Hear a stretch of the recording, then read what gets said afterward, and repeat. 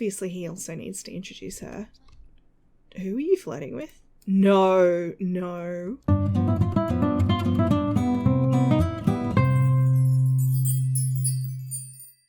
Hi, this is Cass from Aussie Cass Plays, and welcome back to the Priest generation of my Medieval Legacy Challenge. And we are at what will one day be our future home. As in, not Jacob's, but his child's. So this is the Ward Estate in the rolling hills of Henford-on-Bagley. And if this just isn't the perfect kind of noble manor, I don't know what is. I did get this from the gallery. I got this version, which is by Lily Harlow, and it's actually a redo, rebuild, update, renovation, I'm not sure, of one by eHort58. The only thing is that I tried looking on their gallery for the original because I wanted to shout that out as well, and I could not find it. But I made quite a few changes. You can see in here, like, they had lanterns and a whole bunch of things. So I spent hours redoing this. Another thing I did was replace a lot of the plants with debug because we've actually got a limit on how much. I think it's like 150,000, I want to say. The space is worth 200. I don't know how I'm going to get around that. In an ideal world, I'll just have Jacob chip in an extra 50,000, like, from his household funds. But I struggle at the moment to imagine that we would have that. Anyway, it's fine. So we're here. We've got the butler here, Boston Hollingsworth. That's an excellent name for a butler. It's lunchtime. They've been traveling all morning. She's been in a carriage. He's been riding a horse because, you know, they're not married or betrothed or anything, and it would be improper for him to be in a sealed carriage with her. Anything could happen. Anything. I'm going to have these two go and greet the Lord of the house. Now, this is Lord Lucas Ward, who is Anaya's older brother, and she's just run straight past him because she's like, that Bible needs to be put away. Just leave it alone, honey. And he's gone all the way out here to greet Jacob. Wow, this is going well. I love this game. Ah, he's like, pleased to meet you. Now, I've obviously moved Jacob in for the duration of his stay, which will be like basically overnight. Lucas will be the one ultimately granting Anaya's hand, but obviously we have another issue to contend with. They didn't get first impressions, was what I was about to say. Because I moved Jacob in, which means they have a very low relationship to start with because he's part of the house. So the game's like, well, obviously they know each other. And I don't think that the first impressions mod has a way to just generate a first impression. Maybe it does, but it's a bit late now. So yes, he's greeting Lord Lucas, who is adorable. Look at him. He very much takes after his father, has those kind of features. Oh, he's charisma level 7. We actually need that. Lucas is saying, look, make yourselves at home. You know, Anaya, you'll be in your old bedroom, and oh my god, Jacob will be in the spare room, which has got 2 single beds in it. And, you know, they should go and freshen up and everything first. All right, let me just show you guys the interior. Now, this is the current Judith Ward interior because she is very much in charge of this house and is up here beating up a cat. That's cool. So it's very much in her aesthetic at the moment. I imagine if and when Jacob's son moves in here, we will probably change things up, although I actually really like the colour palette. So we have a ballroom over here with Judith's little throne. The original build actually had a Get Famous actual throne in it, but those things are like 10,000 simoleons each, and I was trying to reduce the costs. This is the dining room. We have sort of entryway. This is the kitchen. Now, we do have a butler. My intention when I actually play this household eventually is I will actually get a butler, a maid, and a gardener. Hopefully we won't also need a live-in maid that I control, but we may need one, in which case I'm probably going to look to the family tree and actually recruit a distant cousin to be our live-in help. So we have like a library sitting room over here. I mean, it's not a huge footprint house because it has quite large grounds. This is the first floor. So this is Jacob's room. This was the nursery where Judith is beating up a cat. Each room has its own bathroom. So this is where Jacob will be sleeping, in this little spare room. This is Anaya's room. I fully expect they'll lock him in overnight because, you know, they don't want him getting up to anything improper. And he has his own bathroom. So it's not like he'll suffer, or they could lock her in, or both. I don't know.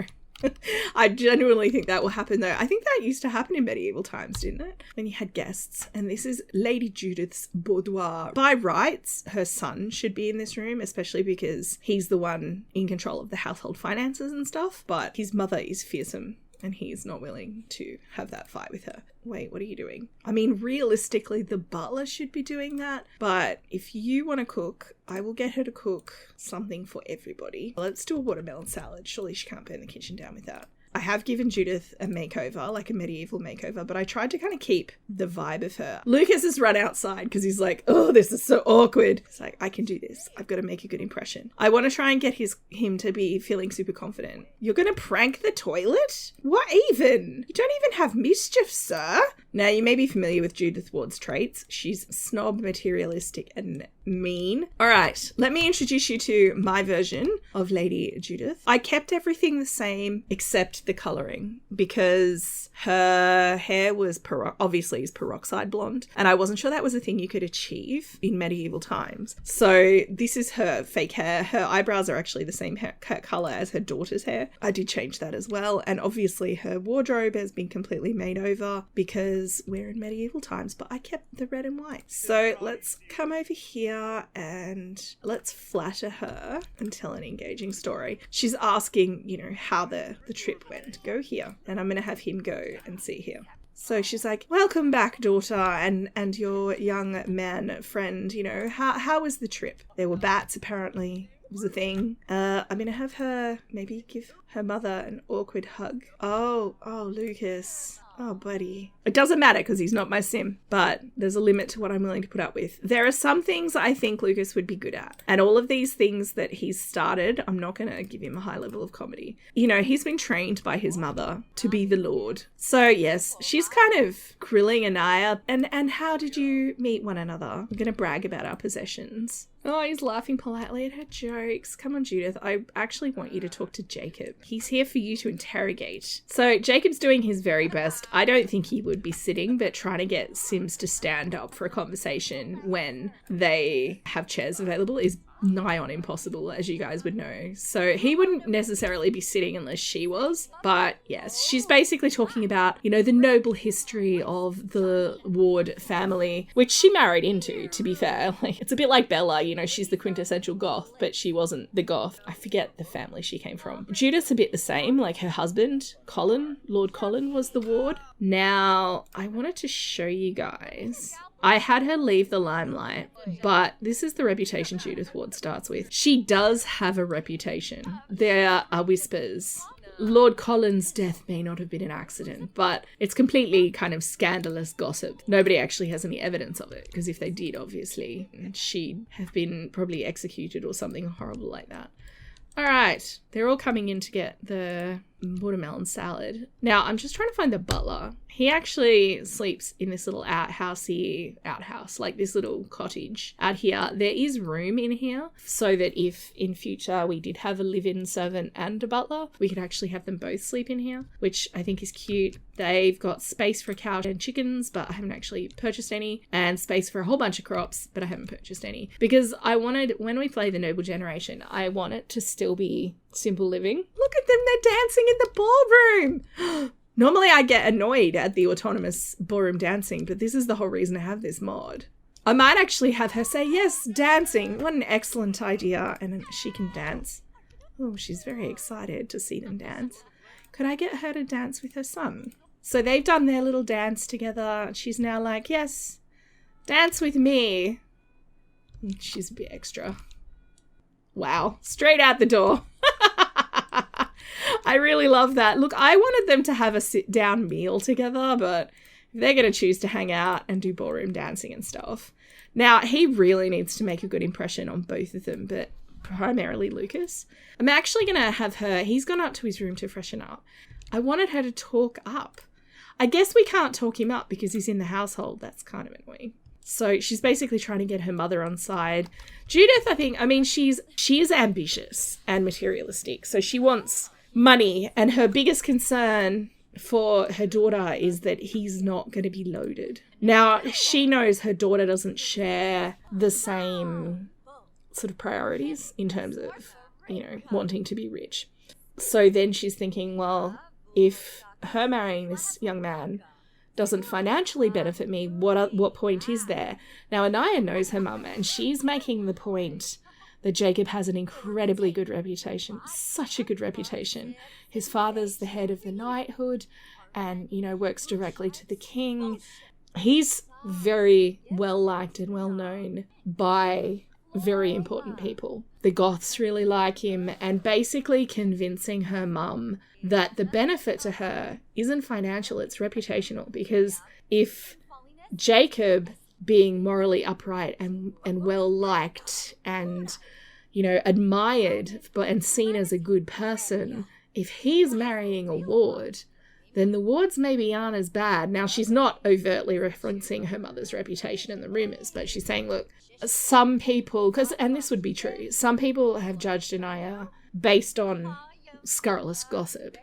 And by bringing Jacob into the family, they actually are counteracting some of that scurrilous gossip. And I think Judith could actually see the merits of that as like a match. It's like, well, maybe it wouldn't be a complete waste for him to marry into the family, because even though he's not bringing a huge amount of money, in fact, I'd probably be taking a little bit of money from her family to give Jacob as like a dowry. He is bringing that reputational benefit. I think she's convinced her mum to at least give him a try. So what we're going to do is I'm going to send them all to bed, because they've decided that's what we're doing. I was talking about playing Mira and having her go confront Cherish. I think I'm going to focus just on Jacob and Anaya and their story here. And then in the next part, before he comes back, we'll focus on Mira going and talking to her mother and meeting her siblings for the first time. So it's the next morning.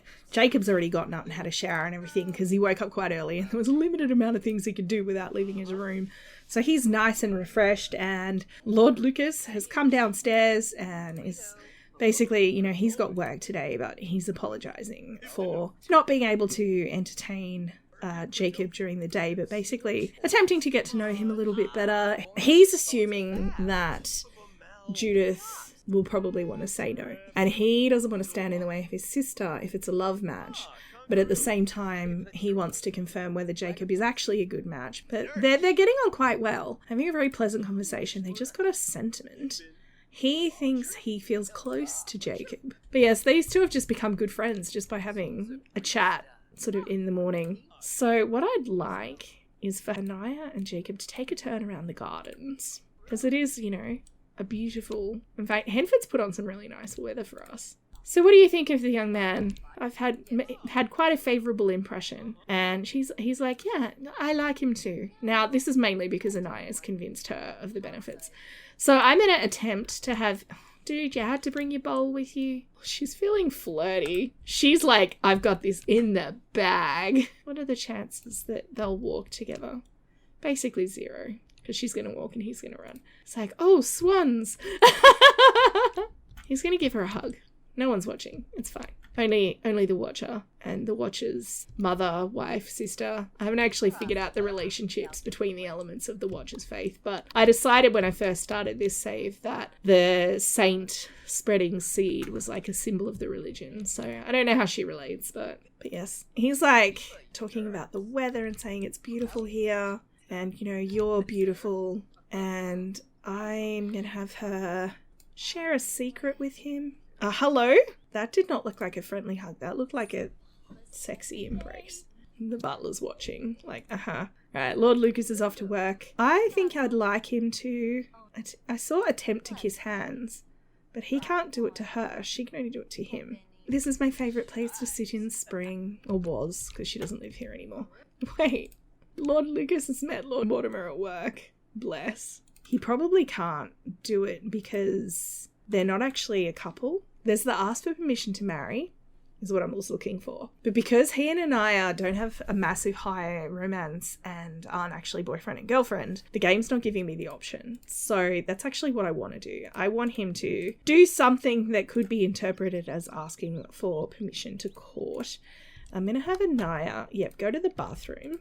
And then she's going to sit out here and play some chess. So Jacob's basically saying, look, I'm sure you're aware of my high regard for your daughter, and I am interested in pursuing a romantic relationship with her. So he's asking, it's not for permission to marry exactly, it's for permission to court and see if Anaya's amenable to that. And she's saying, look, my daughter seems quite partial to you already. I believe that she would be accepting of your attentions. Now, Judith wouldn't have cared. If Anaya hadn't convinced Judith that it was benefit to her, she wouldn't have cared what Anaya thought. But she gets to now act like the mother who cares about her daughter's feelings by saying, oh, yes, you know, she seems to be quite fond of you, so go for it, basically. It's not one of those, if it makes her happy, it makes me happy. It's that she's putting that on. So, oh, I should have looked. That's about 700 simoleons. I just want to make sure I transfer that money back into our household because we're going to need it. So, yes, he's gotten her permission. Perform a musical scene and practice singing. She probably, you know, likes to, when she has parties, she likes to entertain everyone with her amazing talents. Look, they're flirting, having a suggestive conversation. Oh my gosh. They're both proper. I don't think they'd be super suggestive. She's going to confess her attraction. I'd like him to attempt to kiss her hands. Now, obviously this gen needs to have lots of babies. Is the quote from the rules.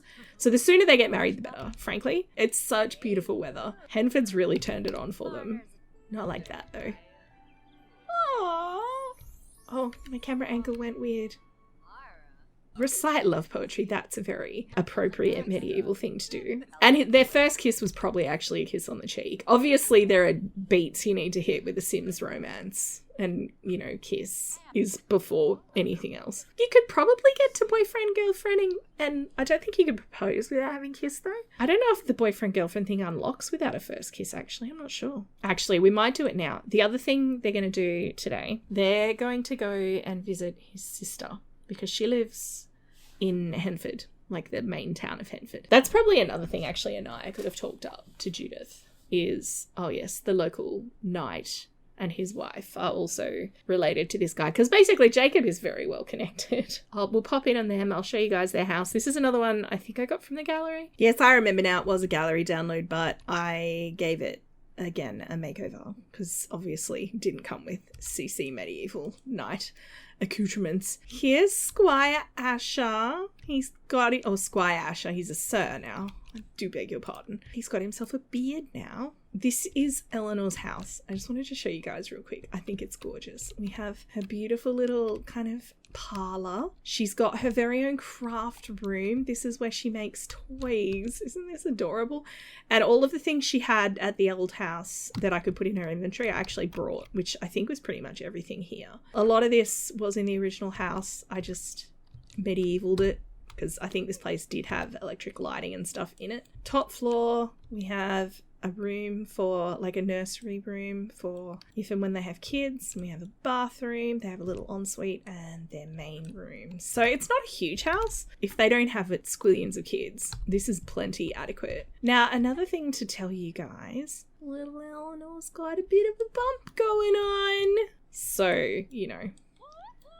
Oh, she's very excited to see Jacob. Now, she does not know Anaya, so I'm going to have Anaya do a proper introduction. Let's see what Eleanor thinks of her younger brother's future love match. Ooh, not a lot. She's not a fan. She thinks Eleanor's in dreamland. I mean, that's an accurate interpretation of Eleanor. And she thinks Anaya is stuck up. To be fair, also kind of true. Little harsh, but kind of true. Why don't we all go inside? Let's ask the baby's due date. The women in Jacob's family are all quite judgmental of other women. Oh, she's pregnant. I was like, why is she so angry? Remember, these two actually grew up together. Asher was at their house all the time as Gerard's squire. So Jacob would probably view Asher as kind of like a brother. So as well as getting Lucas and Judith's approval, I think he likes the idea. Obviously, he also needs to introduce her. Who are you flirting with? No, absolutely not. Forbidden in every way. Yeah, he's mad at Anaya. Oh, buddy. Lucky Eleanor didn't see it. Oh my God. The way I'm going to interpret this, I had to just pause and think about it for a sec. The way I'm going to interpret this is Anaya has been brought up, especially by Judith, and also has a very giggly kind of friend in Monique. She lavishes attention on men she's trying to make a good impression on, you know, complimenting them and being quite heavy on the praise. That's just how she's learned to interact with people around her. And I think Jacob, who is a bit more proper, I think he is a bit shocked by that and maybe views what just happened in a different light than she intended it. She had a crush on Jacob. I don't actually know why the sim decided to flirt with Asher. That's a bit awkward, but I'm going to have these guys head back to the house. And we might actually bring Eleanor and Asher. They can have like a dinner party. I think Judith would like to entertain. There aren't too many titled people in the Henford-on-Bagley region, and Asher is one of them. So while he's not anywhere near the same level as Judith, I could see that she'd want to have them in her sphere. Starting to question Ash's judgment a tiny bit, because he had a positive impression to Judith. Obviously, she had the same impression to him. I feel like they could get on quite well. I was wondering where Eleanor went. She's inserted herself at the piano over here. She's probably very excited to have access to such a beautiful piano. And, you know, she saw it and was admiring it. And Judith said, "Oh, do you play?" And then, of course, she's like, "Yes." And has leapt in there and is having a go. I actually forgot she had such high piano skills. So that's exciting. Lucas, we're cooking food. Oh, she does not like her. Eleanor's more perceptive than her husband. She thinks Eleanor's immature. Again, an argument could be made. And Eleanor thinks Judith is shallow. So call to Graham Meal. You're going to have to come home.